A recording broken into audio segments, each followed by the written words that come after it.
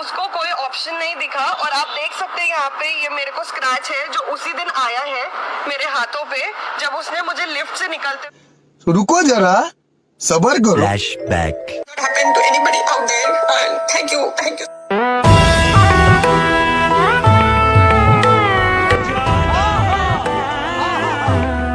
जनता को आप मूर्ख समझना बंद कर दीजिए। नमस्कार। जैसा कि मैंने आपको अपनी पिछली वीडियो में बताया था, पूरी जोमेटो बॉय कंट्रोवर्सी आखिर है क्या। उसके बाद आज आपको बताने वाला हूं कि पूरी की पूरी इस घटना में किसकी तरफ से क्या बयानबाजी हुई थी और किसकी तरफ से क्या बात आगे रखी गई थी। हितेशा मैडम की तरफ से, सोशल मीडिया इन्फ्लुएंसर, तो हितेशा दीदी की तरफ से बयान आता है कि वीडियो के द्वारा कि मेरे मुंह पे मुक्का मारा गया था। ठीक है, ये बात बोली हितेशा ने कि मुझे जो है बदतमीजी करी गई और मेरे मुंह पे मुक्का मारा गया। इसके बाद जोमेटो सामने आया। जोमेटो ने अपनी ऑफिशियल साइट से ये बात बोली थी कि जो भी वो काफ़ी दुखद है और अब हम स्ट्रिक्ट एक्शन लेंगे। इसके बाद जोमेटो ने कामराज को, जो कि डिलीवरी बॉय है जिसके ऊपर आरोप लगे थे हितेशा द्वारा, उसको सस्पेंड कर दिया गया क्योंकि ये उनकी पॉलिसी है। उसके बाद ये बोला गया कि जो भी खर्चा होगा हॉस्पिटल का, हॉस्पिटैलिटी का, वो दिया जाएगा हितेशा को जोमेटो द्वारा। तो ये स्टेटमेंट थी जोमेटो की तरफ से। उसके बाद जोमेटो ऑफिशियल दीपेंद्र गोयल का बयान आता है। वो कहते हैं जो कामराज है डिलीवरी बॉय जिसके ऊपर आरोप लगे हैं हितेशा द्वारा, जो उनका रिकॉर्ड रहा है पिछले 2 साल से, वो काफ़ी अच्छा रहा है, जिसमें उन्होंने 5000 से ज़्यादा डिलीवरी करी है और उनकी रेटिंग 4.5 या 4.7 इसके बीच में है, यानी कि ये बहुत अच्छी रेटिंग है। ये उनका पूरा स्टेटस था डिलीवरी बॉय कामराज का। इसके बाद जब कामराज का बैन आया तो उन्होंने पूरी घटना बताई और वो बताते हैं कि एग्जैक्टली हुआ क्या था। ऑर्डर जो है 15 मिनट लेट था, ये बात एक्सेप्ट करी गई है। उसके बाद जब ऑर्डर देने जाते हैं कामराज हितेशा को, तो हितेशा ऑर्डर ले लेती है और उसके बाद पैसे देने से इनकार कर देती है। हितेशा बोलती है कि मुझे ये खाना फ्री डिलीवरी चाहिए। इसके बाद कामराज बोलता है हितेशा को कि मैडम आप एक काम करिए, आप चैट सपोर्ट से बात करिए। तो हितेशा दीदी जो है चैट सपोर्ट पे बात कर रही होती है। इसी बीच कामराज बाहर खड़े होते हैं और जब चैट सपोर्ट पे बात हो जाती है हितेशा की, तो हितेशा जो है, हितेशा दीदी ने ऑर्डर कैंसिल कर दिया है। उसके बाद जो ऑफिशियल रूल है इनका जोमेटो का कि अगर आप कैंसिल कर देते हो ऑर्डर तो उसके बाद आपको खाना वापस देना होता है। तो वही किया, कामराज ने बोला कि मैडम आपका ऑर्डर कैंसिल हो गया, आपने खुद कर दिया, तो आप मुझे मेरा खाना वापस दे दो क्योंकि ये पॉलिसी है जोमेटो की। लेकिन हितेशा दीदी क्या करती है, बोलती कि नहीं मुझे ये खाना चाहिए और इसके पैसे भी नहीं मिलेंगे आपको, यानी कि मुझे फ्री डिलीवरी चाहिए।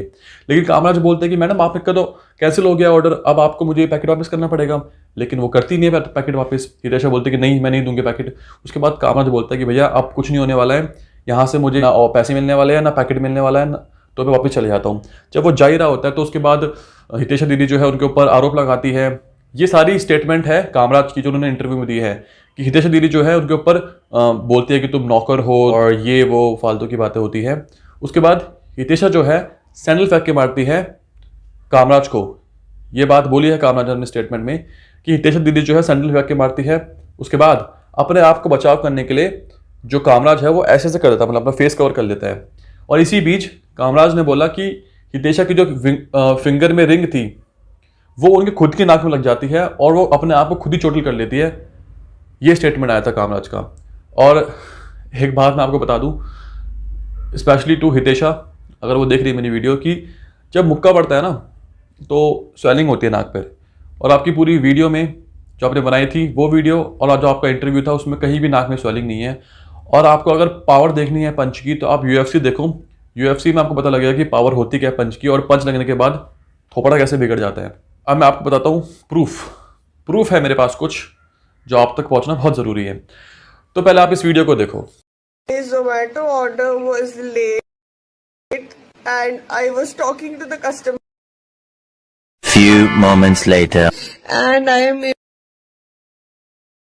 able to talk right now. याद है उन्होंने हर स्टेज के बारे में आपको खुल करके बताया।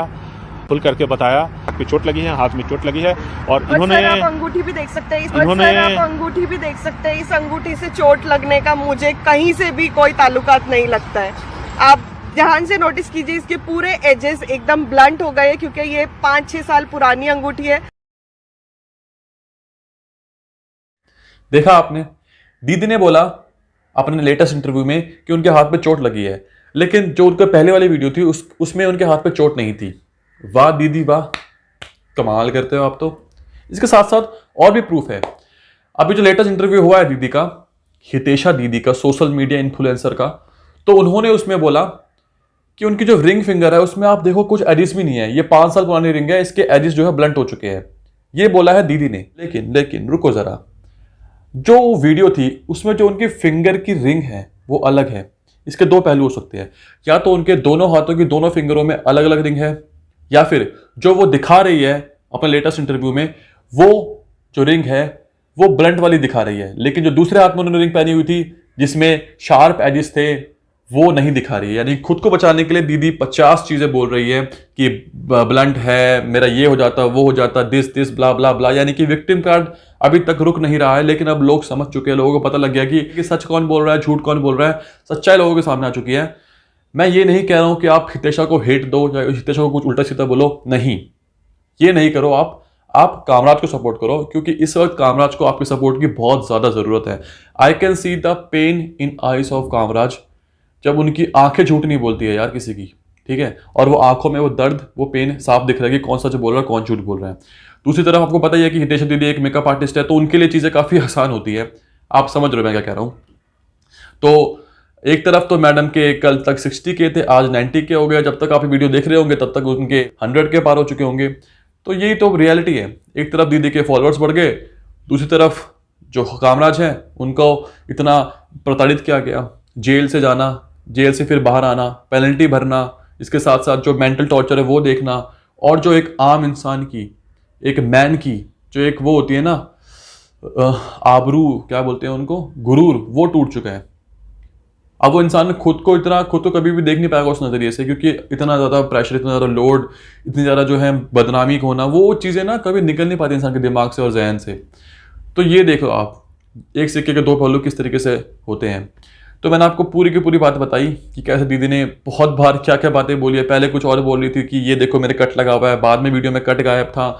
उसके बाद पहले बोल रही थी कि इसकी रिंग की फिंगर की रिंग में, क्या बोल रहा हूँ यार, दीदी ने मुझे पागल कर दिया।